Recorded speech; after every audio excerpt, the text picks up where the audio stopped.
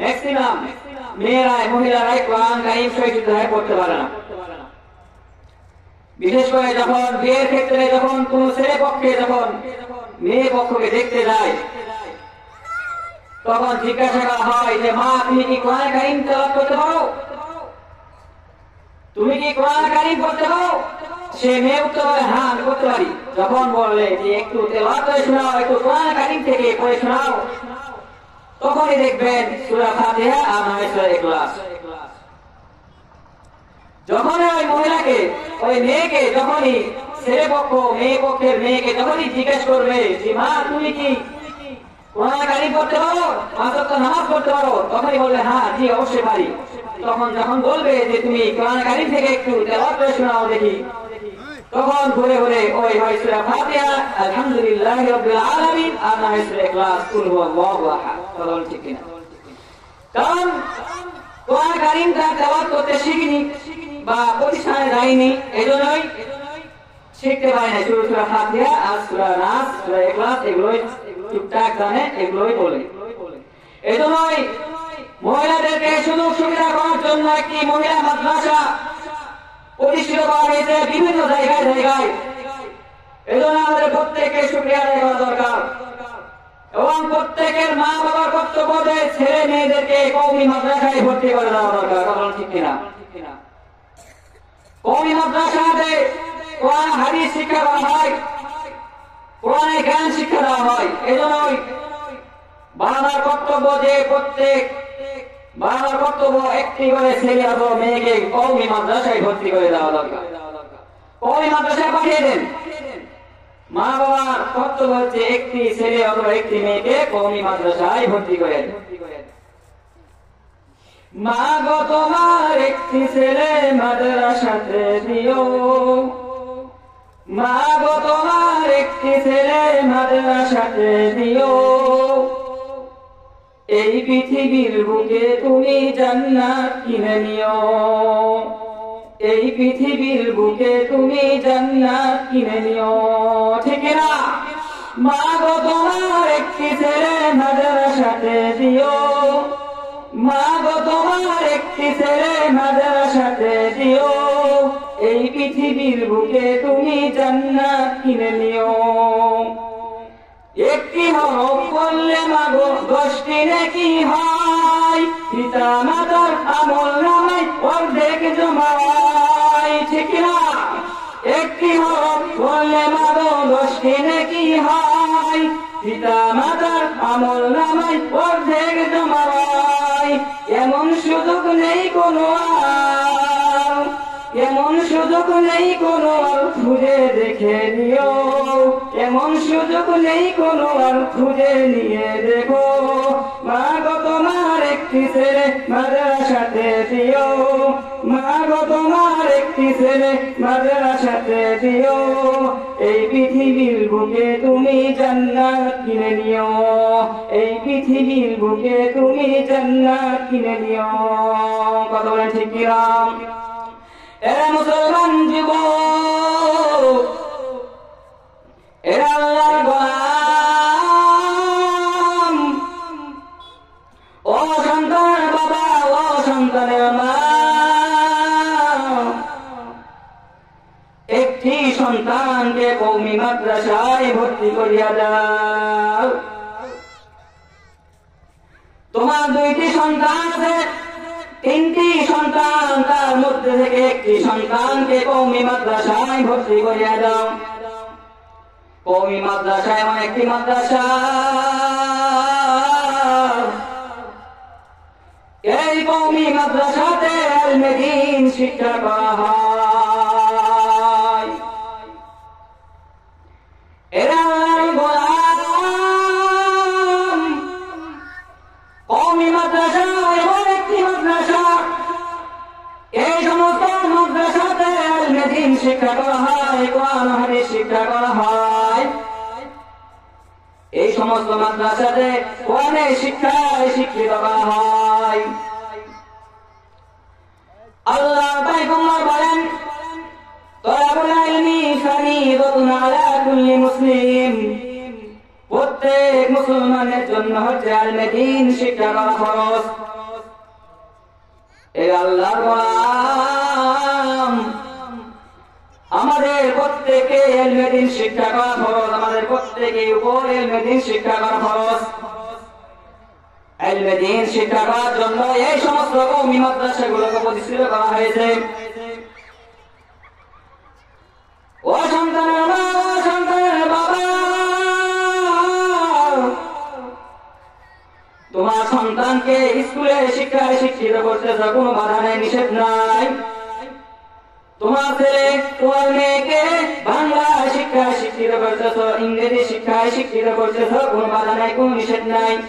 তবে সর্বপ্রথম তোমার উচিত হলো তোমার সন্তানকে কোরআনে শিক্ষায় শিক্ষিত করতে হবে। ও নবীর গোলাম, এ নবীর আশিকের দল, সন্তানকে তুমি মাদ্রাসায় পাঠিয়ে দাও। এই সমস্ত মাদ্রাসায় কোরআনে শিক্ষায় শিক্ষিত করা হয়। তোমার সন্তান বড় অফিসার, তোমার সন্তান বাংলায় শিক্ষায় শিক্ষিত, তোমার সন্তান ইংরেজি শিক্ষায় শিক্ষিত, অথচ তোমার সন্তানের মধ্যে কোরআনের জ্ঞান নাই। তোমার সন্তান যতই বড় শিক্ষায় শিক্ষিত হোক না কেন, তোমার সন্তানের মধ্যে যদি ইলমে দ্বীন না থাকে, কোরআনের শিক্ষা না থাকে, তাহলে তোমার সন্তান সবচেয়ে বড় মূর্খ।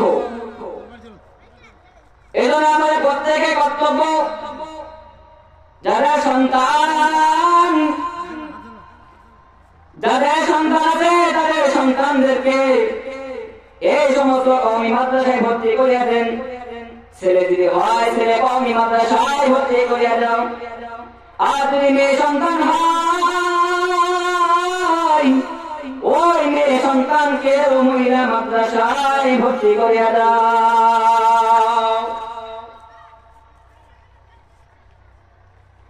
আল্লাহর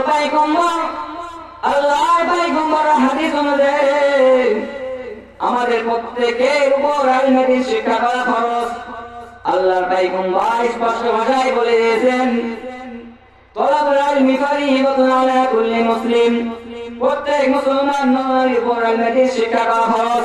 এজন্য আমাদের প্রত্যেকের কর্তব্য হচ্ছে ইলমে দ্বীন শিক্ষা করা। আমরা অনেকে কোরআন কারীম পড়তে পারি না, কোরআন কারীম তেলাওয়াত করতে পারি না। হায় মুসলমান, আফসোস, মুসলমান সন্তান মুসলমানের ঘরে জন্ম নিয়েছে, অথচ কোরআন কারীম তেলাওয়াত করতে পারি না। অনেক সন্তান আছে বড় শিক্ষায় শিক্ষিত হয়ে গেছে, উচ্চ মর্যাদায় শিক্ষিত হয়ে গেছে, অথচ কোরআন কারীম তেলাওয়াত করতে পারে না, অথচ আরবি ভাষায় করতে পারে না, অথচ সেই সন্তান ইংরেজিতে বক্তব্য দিতে পারে, বাংলাতে কথা বলতে পারে, অনেক শিক্ষায় শিক্ষিত অর্জন করেছে, শিক্ষায় অর্জন করেছে, কিন্তু কোরআন কারীম তেলাওয়াত করতে পারে না, অথচ মুসলমানের সন্তান মুসলমানের জন্ম নিয়েছে। মুসলমান সন্তান অথচ কোরআন কারীম তেলাওয়াত করতে পারে না। যে কোরআনের মধ্যে কোনো সন্দেহ নাই, এমন একটি কিতাব আল্লাহ পাক তাআলা কোরআন কারীমে বলেন, যালিকাল কিতাবু লা রাইবা ফীহি। আল্লাহ পাক তাআলা কোরআনের মধ্যে বলেন, কোরআন এমন একটি কিতাব যে কিতাবের মধ্যে কোনো সন্দেহ নাই। আছে নাকি কোনো সন্দেহ? এই কোরআনের মধ্যে কোনো সন্দেহ নাই। যালিকাল কিতাব, এই কিতাবের মধ্যে কোনো সন্দেহ নাই। যালিকাল কিতাবু লা রাইবা ফীহি হুদাল লিল মুত্তাকিন, মুত্তাকিনদের জন্য এই কিতাব হচ্ছে পথ প্রদর্শক। কোরআন এমন একটি কিতাব যার মধ্যে কোনো সন্দেহ নাই। আজ পর্যন্ত এই কোরআনের কেউ ভুল বের করতে পারে নাই। একটি সূরা কেন, একটি লোকমা, একটি যে জবরেশ, কোনো কিছুর ভুল আজ পর্যন্ত কেউ বের করতে পারে নাই। কোরআন এমন একটি কিতাব যার মধ্যে ভুল তো দূরের কথা কোনো সন্দেহ নাই। এ মুসলমান যুবক, আমরা অনেকে কোরআন পড়তে পারি না, কোরআন কারীম তেলাওয়াত করতে পারি না, অথচ আমরা মুসলমানের ঘরে জন্ম নিয়েছি, মুসলমানের সন্তান, কিন্তু কোরআন কারীম তেলাওয়াত করতে পারি না। হায় রে মুসলমান, আমরা মুসলমান অথচ কোরআন কারীম তেলাওয়াত করতে পারি না, কোরআন পড়তে পারি না। যে কোরআনের ভাষা হচ্ছে আরবি, আরবি ভাষা আমরা পড়তে পারি না। দুনিয়াটা পাগল হয়ে যায়, দুনিয়ার পিছনে ছুটি, অথচ কোরআন কারীম শিক্ষা করা যে আমাদের উপর ফরজ, এটা আমরা কেউ স্মরণ করি না, দুনিয়ার পিছনে ঘুরি। ইংরেজি শিক্ষায় শিক্ষিত হয়, বাংলা শিক্ষায় শিক্ষিত হয়, আরো বিভিন্ন শিক্ষায় শিক্ষিত হয়, অথচ কোরআন হচ্ছে আরবি ভাষা, এই আরবি ভাষায় আমরা শিক্ষায় শিক্ষিত হই না। অথচ আমাদের প্রত্যেকে করতে হচ্ছে কোরআন কারীম শিক্ষা করা, কারণ মৃত্যুর পর থেকে প্রত্যেকটা ভাষাই হবে আরবি। কোরআনের ভাষা আরবি, মৃত্যুর পর যারা মৃত্যুবরণ করবো তখন আমাদের ভাষা হবে আরবি, কবরের ভাষা আরবি, হাসরের ভাষা হবে আরবি, জান্নাতের ভাষা হবে আরবি, প্রত্যেকটা জায়গায় হবে আরবি ভাষা। আমরা এই আরবি ভাষা করতে পারি না, কোরআন কারীম তেলাওয়াত করতে পারি না। এই সমস্ত কোরআন কারীম শিক্ষা করার জন্য, হাদিস শিক্ষা করার জন্য, কোরআন শিক্ষা করার জন্য এই সমস্ত কওমি মাদ্রাসাগুলো প্রতিষ্ঠিত করা হয়েছে। অথচ আমরা সন্তান কোরআন কারীম তেলাওয়াত করতে পারি না, মাদ্রাসায় পড়তে পারি না, মাদ্রাসায় পড়তে চাই না। আহা, মুসলমান শুধু গুনাহের পিছনে দৌড়ায়, কোথায় গেলে আরাম পাওয়া যায়, শান্তি পাওয়া যায়, কারণ গুনাহের মধ্যে একটা শান্তি পাওয়া যায়, এই জন্য আমরা গুনাহের পিছনে দৌড়াই। আহা, গুনাহ করতে শান্তি, কিন্তু পরকালে আযাব ভোগ করতে হবে।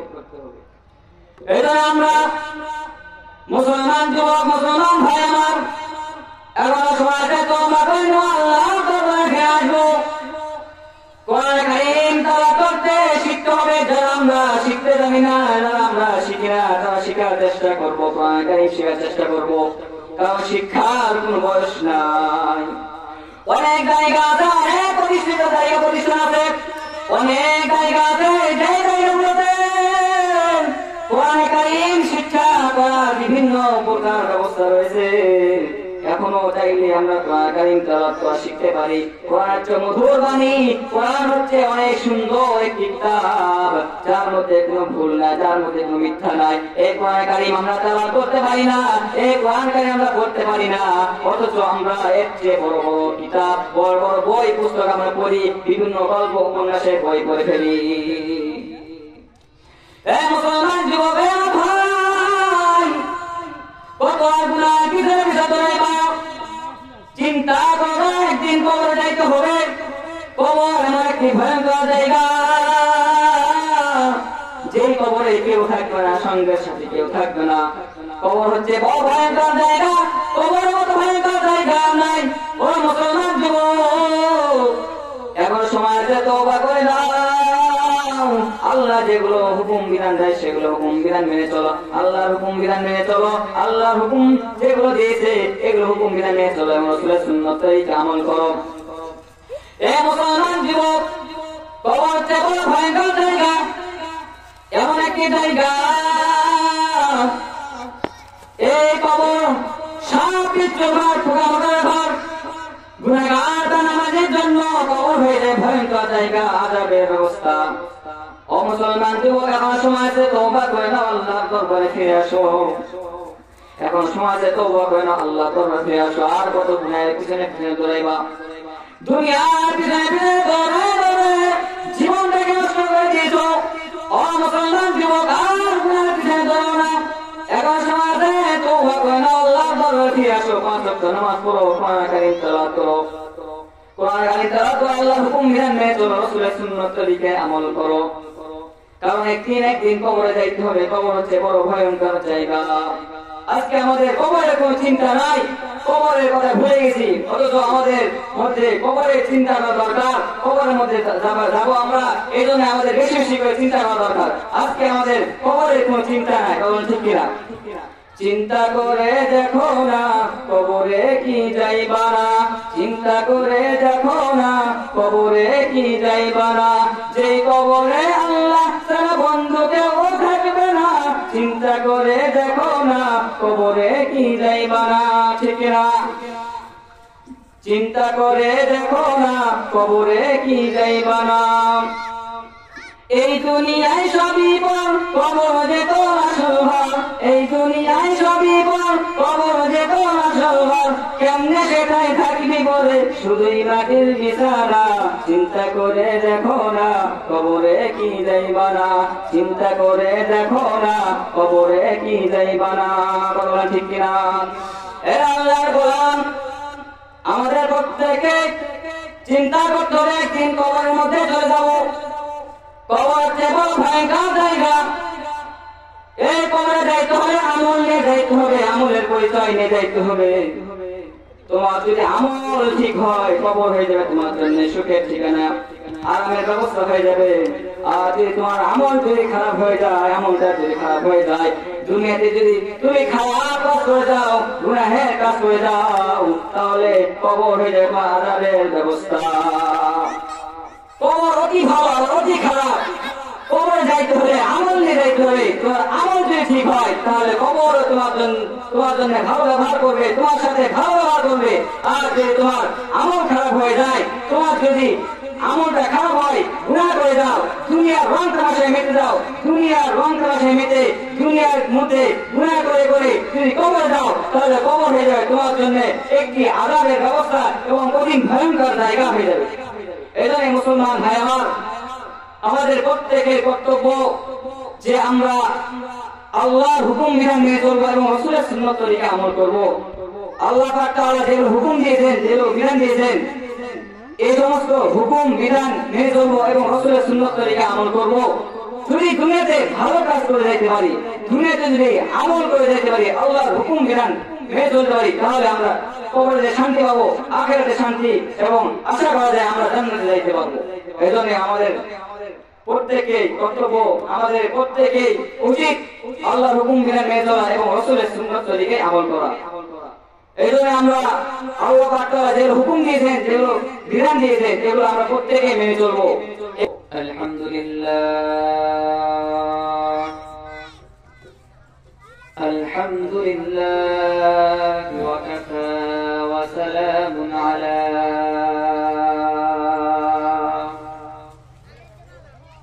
وسلام على عباده الذين اصطفى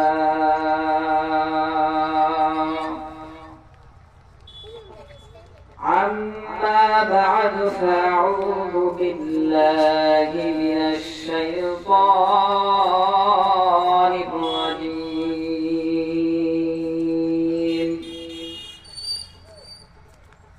بسم الله الرحمن الرحيم.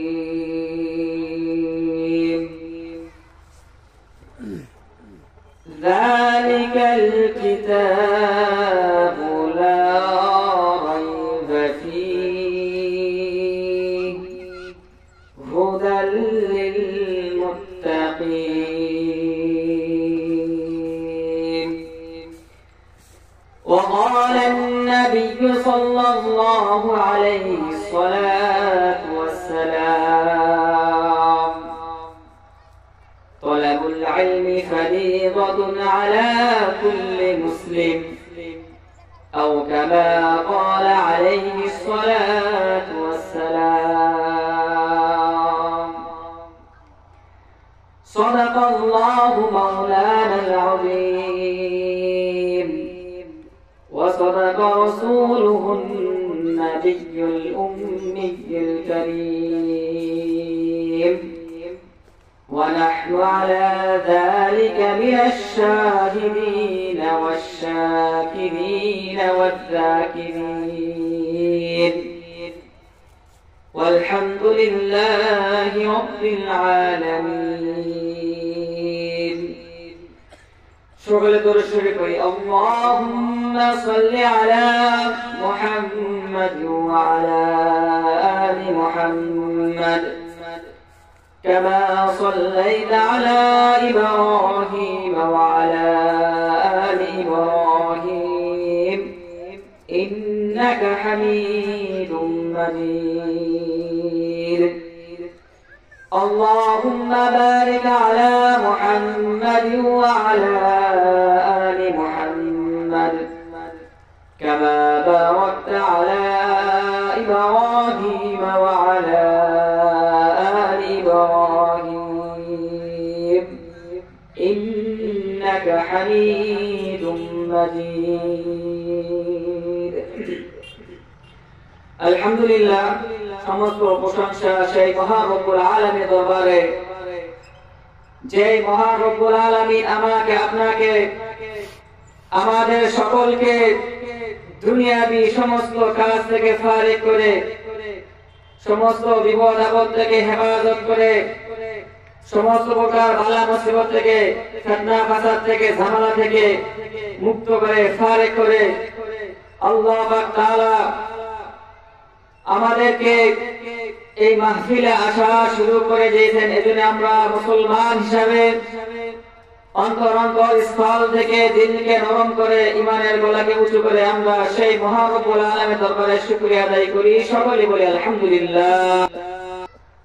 সাথে সাথে বিশ্ব নবী সাইয়্যিদুল মুরসালিন খাতামান নাবিয়্যিন রাহমাতুল লিল আলামিন তিনার প্রতি সংক্ষেপে দরুদ ও সালাম পাঠ করি। সকলে বলি সাল্লাল্লাহু আলাইহি ওয়াসাল্লাম। আল্লাহ পাক তাআলা আমাদের তৌফিক দিয়েছেন, এজন্য আমরা এখানে আসতে পেরেছি।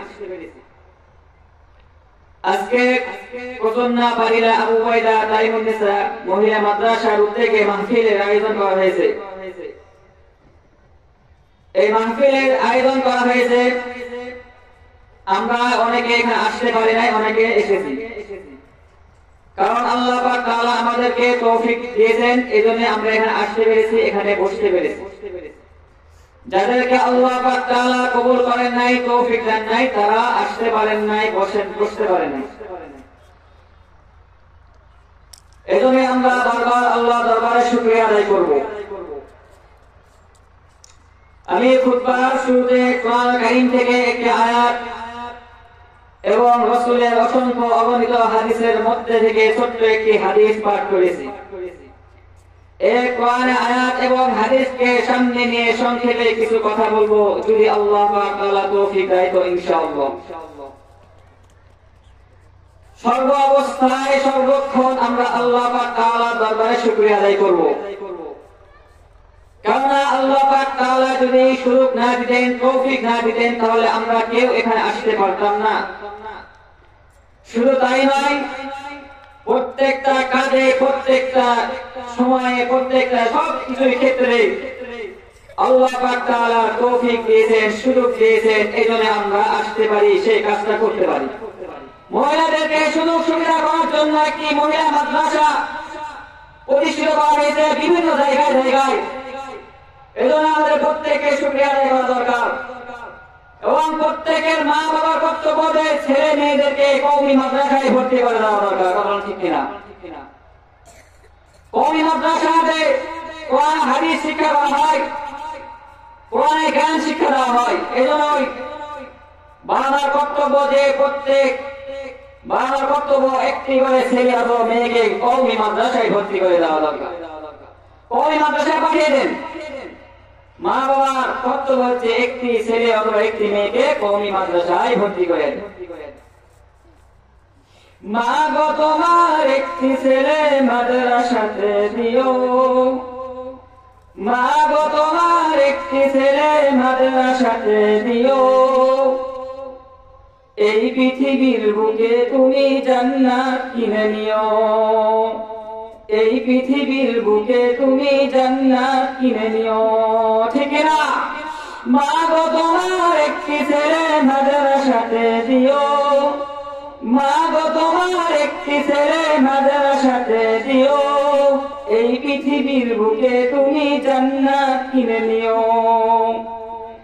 একটি হরফ পড়লে মাগো 10টি নেকি হয়, পিতা মাতার আমল নামায় অর্ধেক জমা হয়, ঠিক না? একটি হরফ পড়লে মাগো 10টি নেকি হয়, পিতা মাতার আমল নামায় অর্ধেক জমা হয়। এমন সুযোগ নেই কোনো আর, এমন সুযোগ নেই কোনো আর, খুঁজে দেখে নিও। এমন সুযোগ নেই কোনো আর, খুঁজে নিয়ে দেখো। মা গো তোমার একটি ছেলে মাদ্রাসাতে দিও, মা গো তোমার একটি ছেলে মাদ্রাসাতে দিও। এই পৃথিবীর বুকে তুমি জান্নাত কিনে নিও, এই পৃথিবীর বুকে তুমি জান্নাত কিনে নিও। কথা বলেন ঠিক কিনা? এরা মুসলমান যুবক, এরা আল্লাহর গোলাম। ও সন্তানের বাবা, ও সন্তানের মা, একটি সন্তানকে কওমি মাদ্রাসায় ভর্তি করিয়া দাও। তোমার 2টি সন্তান আছে, 3টি সন্তান, তার মধ্যে থেকে একটি সন্তানকে কওমি মাদ্রাসায় ভর্তি করিয়া দাও। কওমি মাদ্রাসা এমন একটি মাদ্রাসা, এই কওমি মাদ্রাসাতে ইলমে দ্বীন শিক্ষা করা হয়। এরা আল্লাহর গোলাম। কওমি মাদ্রাসা এমন একটি মাদ্রাসা, এই সমস্ত মাদ্রাসাতে ইলমে দ্বীন শিক্ষা করা হয়, কোরআন হাদিস শিক্ষা করা হয়। এই সমস্ত মাদ্রাসাতে কোরআনের শিক্ষায় শিক্ষিত করা হয়। আল্লাহ পয়গম্বর বলেন, তলাবুল ইলমি ফরিদাতুন আলা কুল্লি মুসলিম, প্রত্যেক মুসলমানের জন্য হচ্ছে ইলমে দ্বীন শিক্ষা করা ফরজ। এই আল্লাহর গোলাম, আমাদের প্রত্যেকে ইলমে দ্বীন শিক্ষা করা ফরজ, আমাদের প্রত্যেকের উপর ইলমে দ্বীন শিক্ষা করা ফরজ। ইলমে দ্বীন শিক্ষা করার জন্য এই সমস্ত কওমি মাদ্রাসাগুলোকে প্রতিষ্ঠিত করা হয়েছে। ও সন্তানের মা, ও সন্তানের বাবা, তোমার সন্তানকে স্কুলে শিক্ষায় শিক্ষিত করতেছ, কোনো বাধা নেই, নিষেধ নাই। তোমার ছেলে, তোমার মেয়েকে বাংলা শিক্ষায় শিক্ষিত করতেছ, ইংরেজি শিক্ষায় শিক্ষিত করতেছ, কোনো বাধা নাই, কোনো নিষেধ নাই। তবে সর্বপ্রথম তোমার উচিত হলো তোমার সন্তানকে কোরআনের শিক্ষায় শিক্ষিত করতে হবে। ও নবীর গোলাম, এ নবীর আশিকের দল, সন্তানকে তুমি মাদ্রাসায় পাঠিয়ে দাও। এই সমস্ত মাদ্রাসায় কোরআনের শিক্ষায় শিক্ষিত করা হয়। তোমার সন্তান বড় অফিসার, তোমার সন্তান বাংলায় শিক্ষায় শিক্ষিত, তোমার সন্তান ইংরেজি শিক্ষায় শিক্ষিত, অথচ তোমার সন্তানের মধ্যে কোরআনের জ্ঞান নাই। তোমার সন্তান যতই বড় শিক্ষায় শিক্ষিত হোক না কেন, তোমার সন্তানের মধ্যে যদি ইলমে দ্বীন না থাকে, কোরআনের শিক্ষা না থাকে, তাহলে তোমার সন্তান সবচেয়ে বড় মূর্খ। এই জন্য আমাদের প্রত্যেকের কর্তব্য, যাদের সন্তান আছে তাদের সন্তানদেরকে এই সমস্ত কওমি মাদ্রাসায় ভর্তি করিয়া দেন। ছেলে যদি হয়, ছেলে কওমি মাদ্রাসায় ভর্তি করিয়া দাও। আর যদি মেয়ে সন্তান হয়, ওই মেয়ে সন্তানকে মহিলা মাদ্রাসায় ভর্তি করিয়া দাও। আল্লাহর পয়গম্বর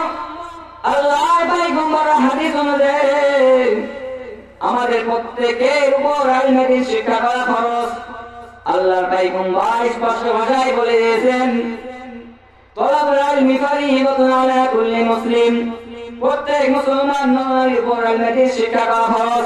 এজন্য আমাদের প্রত্যেকের কর্তব্য হচ্ছে ইলমে দ্বীন শিক্ষা করা। আমরা অনেকে কোরআন কারীম পড়তে পারি না, কোরআন কারীম তেলাওয়াত করতে পারি না। হায় মুসলমান, আফসোস, মুসলমান সন্তান মুসলমানের ঘরে জন্ম নিয়েছে, অথচ কোরআন কারীম তেলাওয়াত করতে পারি না। অনেক সন্তান আছে বড় শিক্ষায় শিক্ষিত হয়ে গেছে, উচ্চ মর্যাদায় শিক্ষিত হয়ে গেছে, অথচ কোরআন কারীম তেলাওয়াত করতে পারে না, অথচ আরবি ভাষায় করতে পারে না, অথচ সেই সন্তান ইংরেজিতে বক্তব্য দিতে পারে, বাংলাতে কথা বলতে পারে, অনেক শিক্ষায় শিক্ষিত অর্জন করেছে, শিক্ষায় অর্জন করেছে, কিন্তু কোরআন কারীম তেলাওয়াত করতে পারে না, অথচ মুসলমানের সন্তান মুসলমানের জন্ম নিয়েছে। মুসলমান সন্তান অথচ কোরআন কারীম তেলাওয়াত করতে পারে না। যে কোরআনের মধ্যে কোন সন্দেহ নাই, এমন একটি কিতাব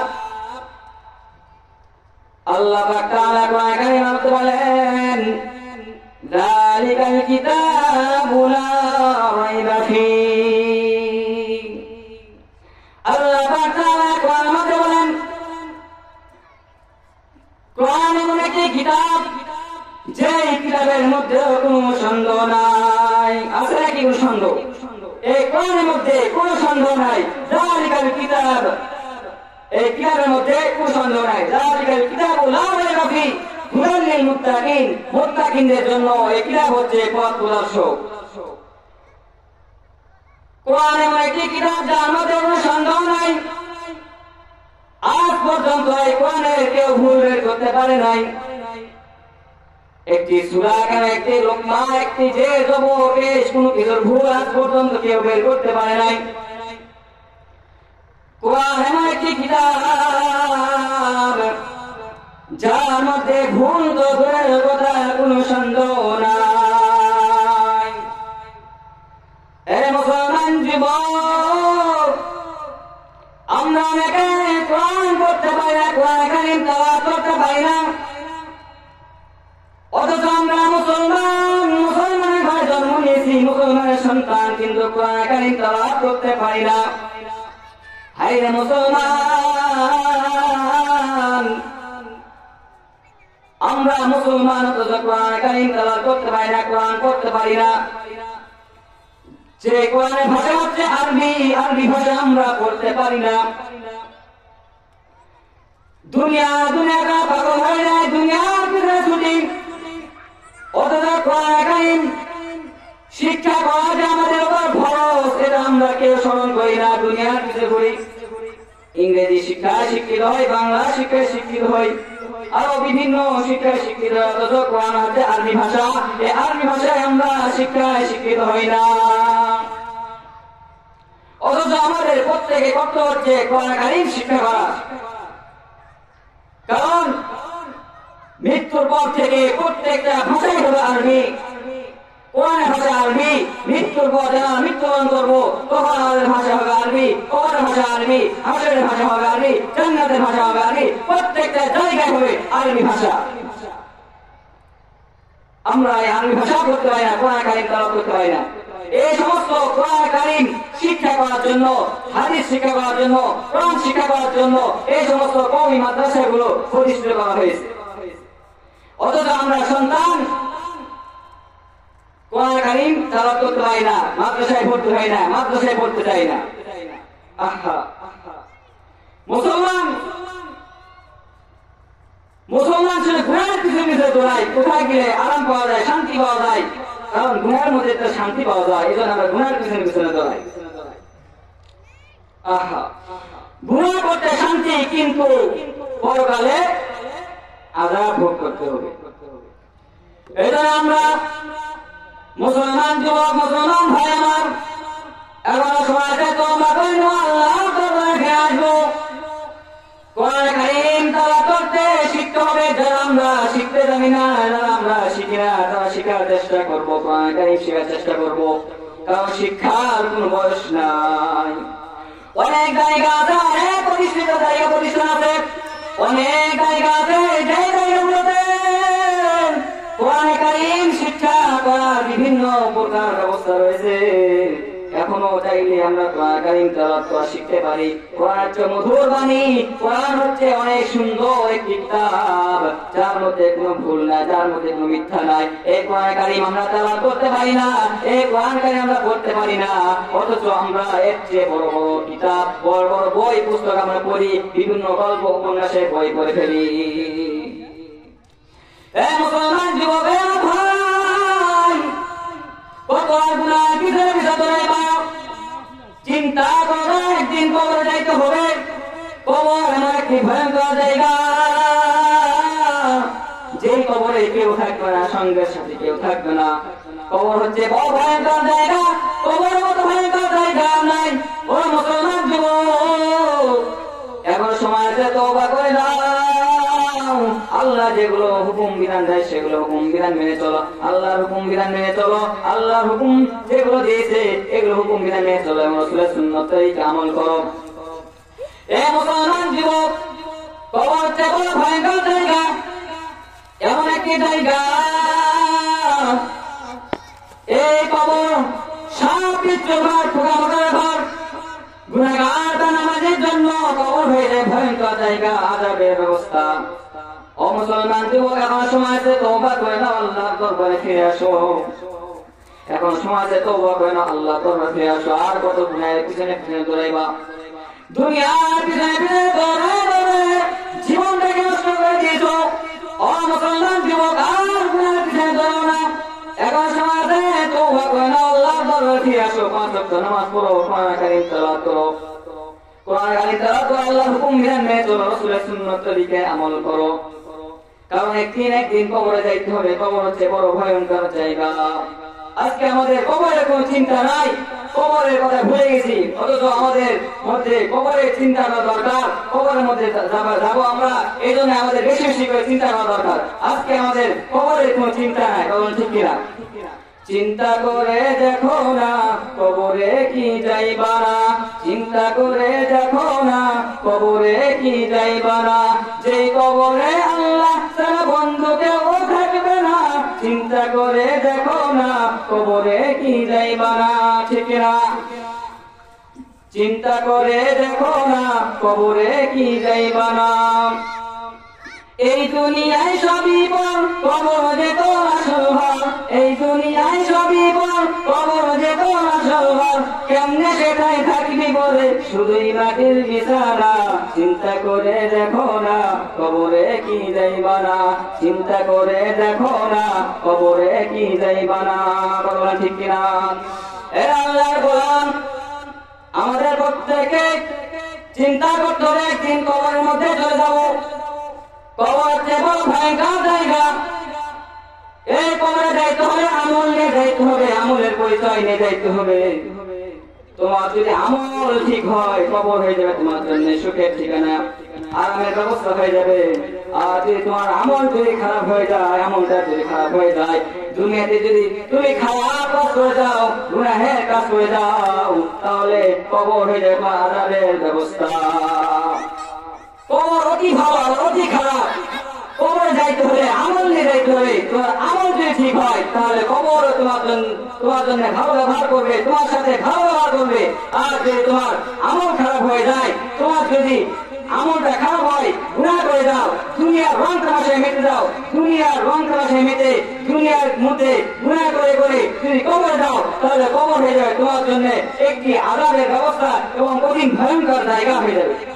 এজন্য মুসলমান ভাই আমার, আমাদের প্রত্যেকের কর্তব্য যে আমরা আল্লাহর হুকুম বিধান মেনে চলবো এবং রাসূলের সুন্নাত তরিকা আমল করবো। আল্লাহ পাক তাআলা যেগুলো হুকুম দিয়েছেন, যেগুলো বিধান দিয়েছেন, এই সমস্ত হুকুম বিধান মেনে চলবো এবং রাসূলের সুন্নাত তরিকা আমল করবো। যদি দুনিয়াতে ভালো কাজ করে যাইতে পারি, দুনিয়াতে যদি আমল করে যাইতে পারি, আল্লাহর হুকুম বিধান মেনে চলতে পারি, তাহলে আমরা কবরে শান্তি পাবো, আখিরাতে শান্তি, এবং আশা করা যায় আমরা জান্নাতে যাইতে পারবো। এই জন্য আমাদের প্রত্যেকেই কর্তব্য, আমাদের প্রত্যেকেই উচিত আল্লাহর হুকুম বিধান মেনে চলা এবং রাসূলের সুন্নাত তরিকায় আমল করা। এই জন্য আমরা আবু বকর তাআলা যেগুলো হুকুম দিয়েছেন, যেগুলো বিধান দিয়েছেন, সেগুলো আমরা প্রত্যেকে মেনে চলবো। এই বলে আমার সংক্ষিপ্ত আলোচনা এখানে শেষ করতেছি।